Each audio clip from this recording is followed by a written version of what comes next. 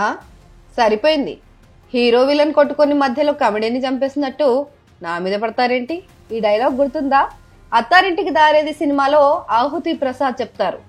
ఈ డైలాగ్ కి పర్ఫెక్ట్ గా సరిపోయే సంఘటన ఇది. ఒక వ్యక్తిని చంపడానికి సుపారీ తీసుకున్న గ్యాంగ్ ఆ వ్యక్తి ఇంటి పక్కనే ఉన్న కళ్యాణ మండపం వాచ్మెన్ పైన అటాక్ చేశారు. ఆ వాచ్మెన్ ఇప్పుడు హాస్పిటల్లో చావు బతుకుల మధ్య ఉన్నాడు. అయితే ఈ కథలో చాలా ట్విస్టులున్నాయి. భర్త నుంచి విడిపోయిన మహిళ, ఆమె ప్రియుడు చేసిన ప్లాన్ ఇది. కాకపోతే వీళ్ళు చంపాలనుకున్నది మహిళ భర్తను కాదు, వేరే వ్యక్తిని. కానీ ఆ వ్యక్తిని కాకుండా ఇంకో మనిషిని చంపేయబోయారు. మొత్తానికి చంపాలనుకున్న అసలు వ్యక్తి ప్రాణాలతో బయటపడ్డాడు. ఆ మహిళ, ఆమె ప్రియుడు సుపారీ గ్యాంగ్ ఊచలు లెక్కబెడుతున్నారు.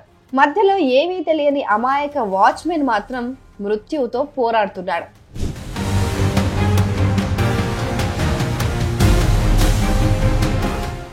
అనకాపల్లి జిల్లా ఎస్రాయవరం మండల కేంద్రానికి చెందిన మేడిశెట్టి దుర్గేశ్వరికి కొన్నేళ్ల క్రితం పాయకరావుపేటకు చెందిన వ్యక్తితో పెళ్లైంది. భర్తతో విభేదాలు రావడంతో 3 ఏళ్ల క్రితం నుంచి దూరం ఉంటోంది. ఈ 3 ఏళ్లలో పలుమార్లు తన భర్త పైన పోలీసులకు ఫిర్యాదు చేసింది.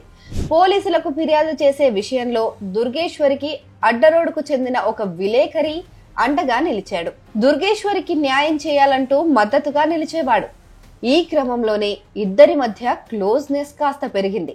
ఈ స్నేహంతో ఆమె వద్ద నుంచి విలేకరి డబ్బులు, బంగారం అప్పుగా తీసుకున్నాడు. మరోవైపు భర్తకు దూరంగా ఉంటున్న దుర్గేశ్వరి తునికి చెందిన మర్రి పైడిరాజు అనే వ్యక్తితో వివాహేతర సంబంధం పెట్టుకుంది. ఈ విషయం విలేకరికి కూడా తెలుసు.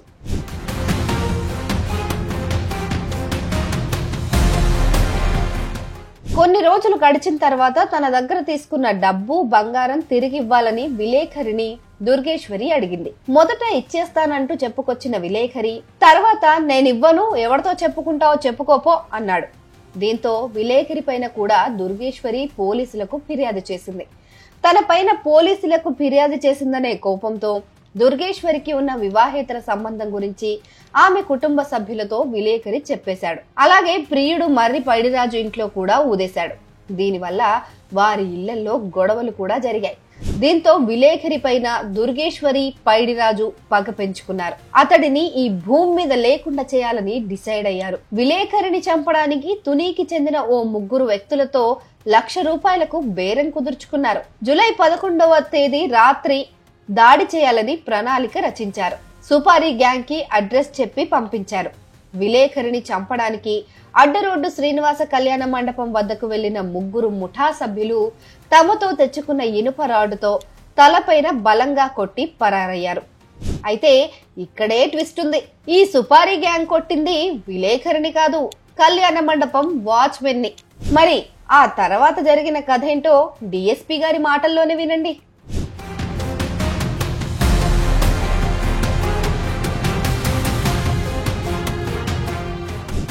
ఇది ఒక కిరాయి హత్యాయత్నం అండి.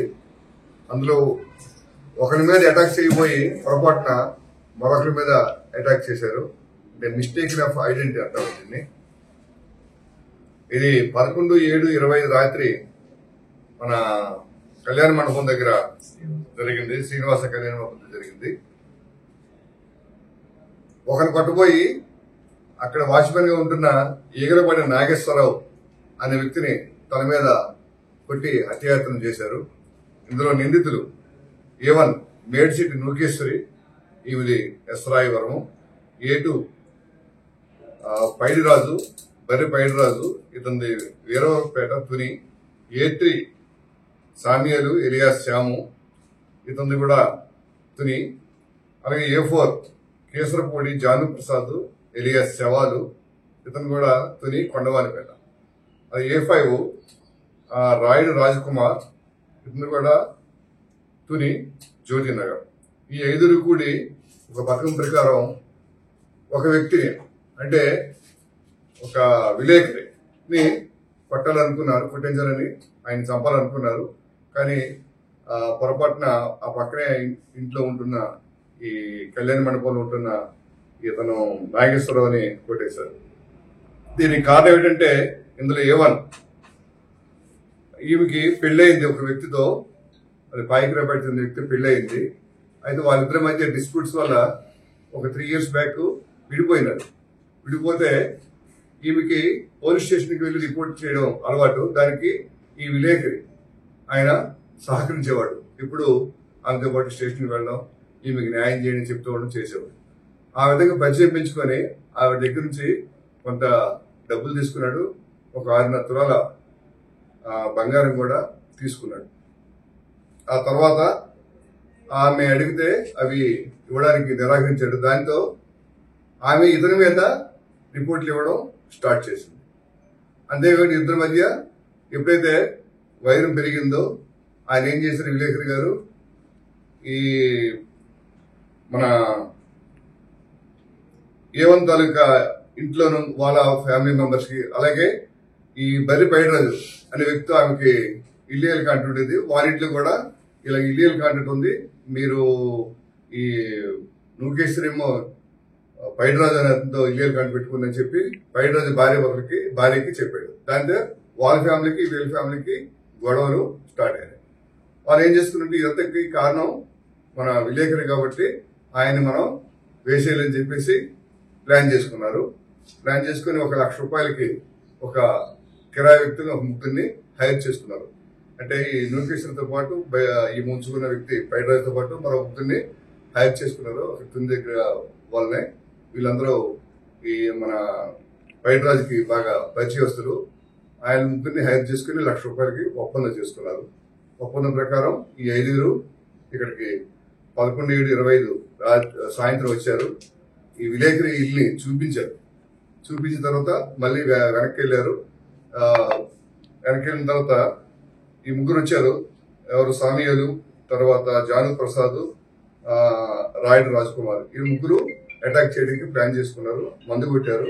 మందు కొట్టిన తర్వాత సుమారు 9:30 ప్రాంతంలో ఆ కళ్యాణ మండపం, శ్రీనివాస కళ్యాణ మండపం వెళ్ళి, అంటే అదే ఆ విలేకరి ఇల్లు అనుకుని ఆ వెనుకున్న కళ్యాణ మండపంకి వెళ్ళేసి అక్కడ పడుకున్నాడు మన ఇంజనీర్డ్ నాగేశ్వరరావు.